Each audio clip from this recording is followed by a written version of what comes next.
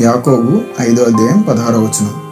మీరు స్వస్థత పొందినట్లు ఒకని కొరకు ఒకడు ప్రార్థన చేయుడి.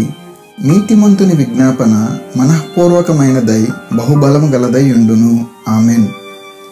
ప్రియ సహోదరులారా, ఈ వాక్యం మనకు నీతిమంతుల యొక్క ప్రార్థనా శక్తిని తెలియచేస్తుంది. నీతిమంతులు ఒకరికొకరు నిలబడి ఐక్యత కలిగి భారంతో ప్రార్థించే ప్రార్థన వల్ల మనం స్వస్థత పొందుకుంటాం. మనం ఒకరి కోసం ఒకరం మనస్ఫూర్తిగా ప్రార్థించినప్పుడు మన ప్రార్థనా విజ్ఞాపనలు బహుబలం గలవై సర్వశక్తుడైన యేసయ్య అనుగ్రహాన్ని కలిగి ఉంటాయి.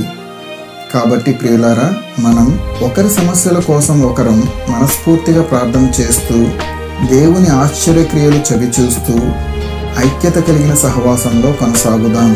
దేవుడు మిమ్మల్ని దీవించునుగాక. ఆమేన్.